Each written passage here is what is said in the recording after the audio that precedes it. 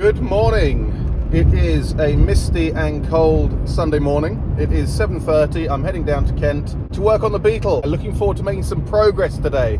So we almost got the body off last weekend, or 2 weekends ago I should say, but we just didn't have time to do it properly. So sensibly, like grown-up men, we decided not to do it. So we're going to do it this time. So hope you enjoy it.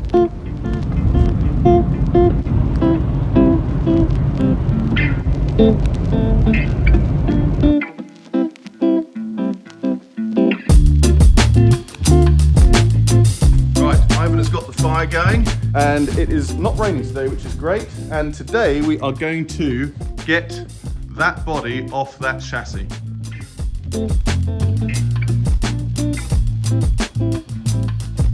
Okay, so we're basically just going up in stages. Got the front up, that's coming away nicely here, and we're just going to move to the back now.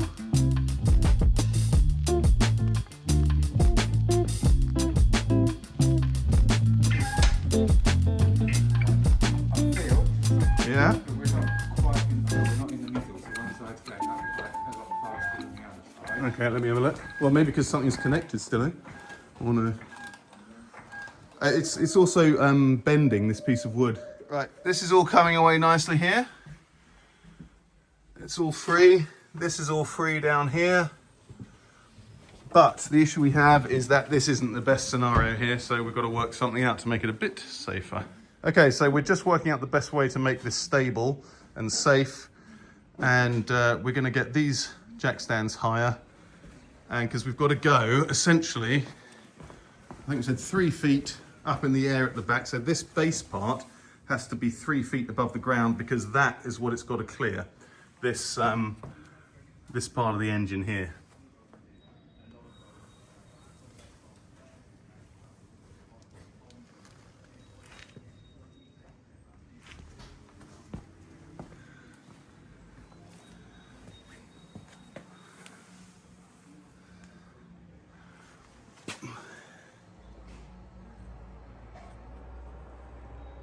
Right, just as a note, before you raise up the body, and it's lucky that we did this,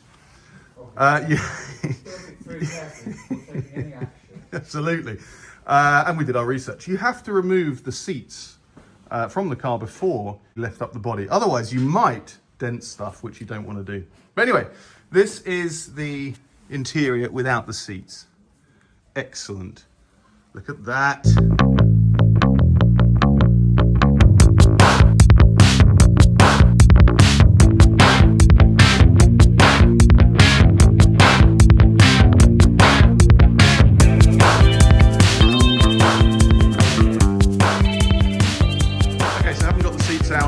Basically back to where we were before, and without the seats pushing against the sills on the inside, it's really wobbly, so we don't really like what we're doing here. So we're going to find a safer way to get this up in the air, because obviously once it's up there, it needs to be high enough to be able to work on, and also high enough to slide the chassis in and out from underneath, which is really high. So leave it with us for a minute. It's lucky this isn't dodgy in any way.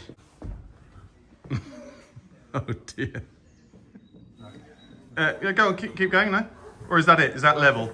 Doesn't look level. The front looks wobbly to me. Yeah, okay, so we need to stop. Okay.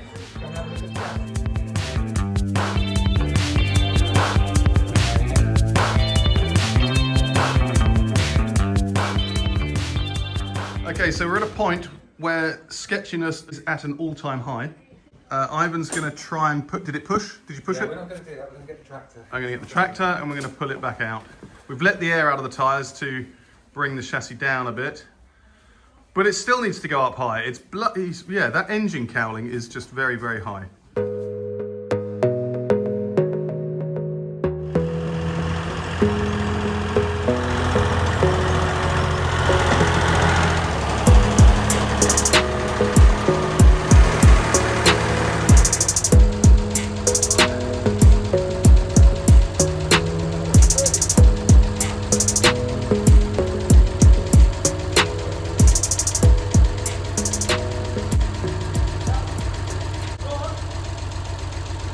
went pretty well.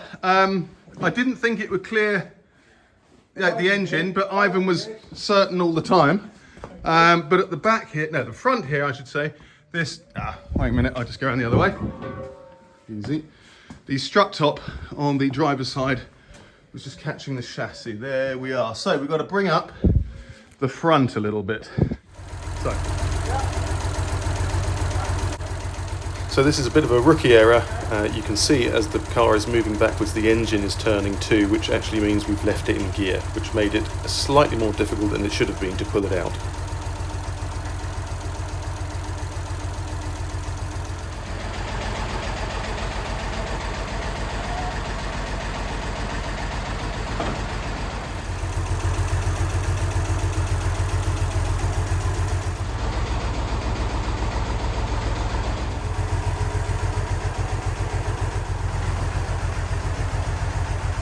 Oh, wait.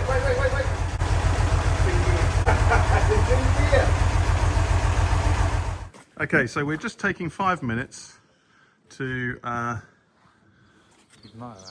our handiwork, and then just try and work out what we're going to do now.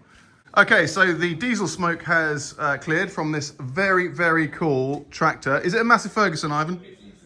So we are now looking at, for the first time, the chassis or the floor pan without the body on, which is very exciting. So we pulled it out thinking the brakes were seized, but actually it turns out it was in gear. But now what we want to do is we want to get some air back in the tyres, and then we want to make sure the jet wash works, and then jet wash some of this crap off. And in the meantime, Ivan's doing a bit of tidying up over there. And then, more importantly, we need to make a much more secure solution for this body, because it is literally, I wouldn't say it's teetering, but I think teetering is the perfect word. Okay, Ivan says it's teetering, and we don't like it at all. But we got it off.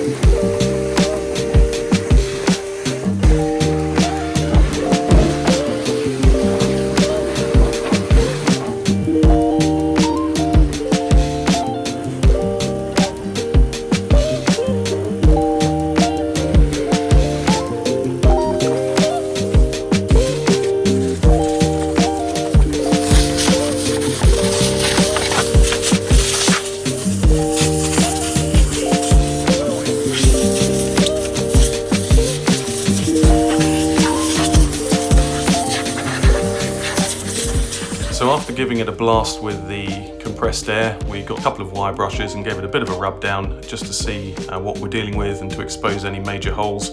But it actually looked quite good, so we're considering to repair rather than replace the floor pans.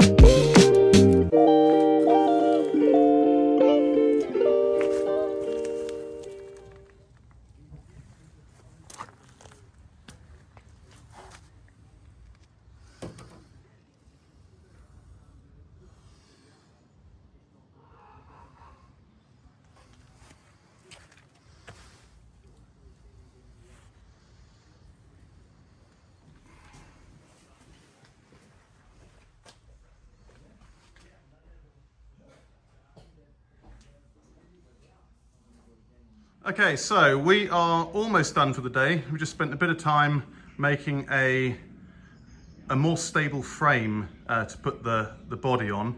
And Ivan had, I think, an old garden table or something. So basically we kept the two cross pieces, and then we moved the one from the front to the middle here, and that's way better. And essentially that is very stable on there. Okay.